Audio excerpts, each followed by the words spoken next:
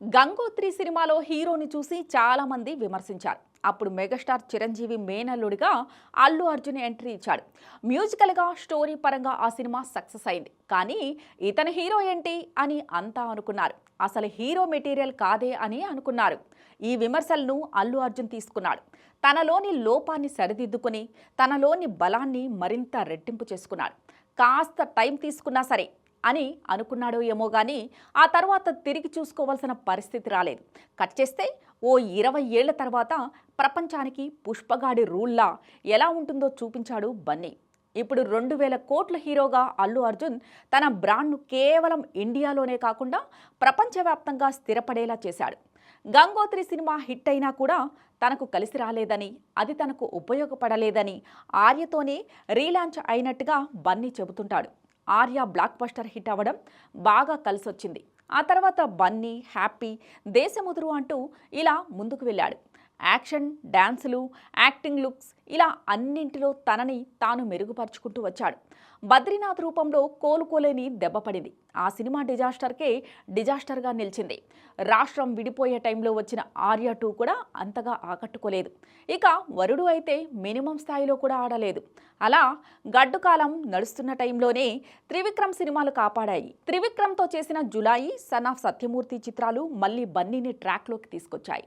DJ, Sarainodu అంటూ మధ్యలో mass హిట్లు బన్నీ ఖాతాలో పడ్డాయి. రేసు గుర్రం అంటూ బన్నీ అందరినీ అలరించాడు.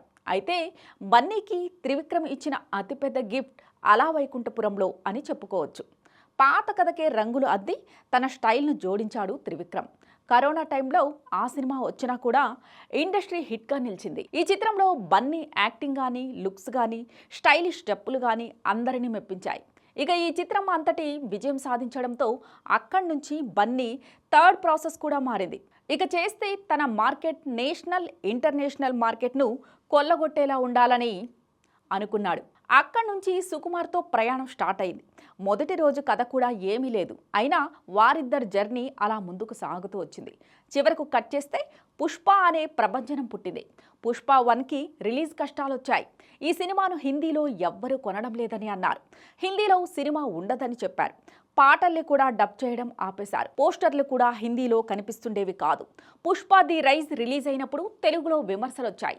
మహేష్ బాబు ఈ చిత్రాన్ని వదులుకొని మంచి పని చేశాడు, తెలివైనవాడు అని అన్నారు. కానీ చరిత్ర సృష్టించాలంటే కాస్త ఓపిక కావాలి. అద్భుతం జరగాలంటే కాస్త సమయం పడుతుంది. అలా పుష్ప 1 ఇంతింతై వటుడింతై అన్నట్టుగా ఆకాశమంత ఎత్తుకు ఎదిగింది.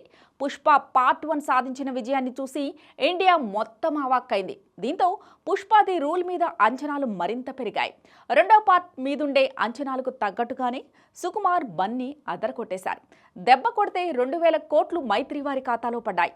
పుష్ప రెండో పార్ట్ చూసిన తర్వాత ఇప్పుడు కదా అల్లు అర్జున్కు జాతీయ ఉత్తమ నటుడు అవార్డు రావాలి అని అంతా అనుకున్నారు. కానీ మొదటి పార్ట్కే బన్నీకి అవార్డు వచ్చింది. బన్నీకి ఆ అవార్డు వచ్చినప్పుడు కూడా అంతా విమర్శించారు. ఓ స్మగ్లర్ పాత్రను పోషించిన దానికి అవార్డు ఇస్తారా అని అన్నారు.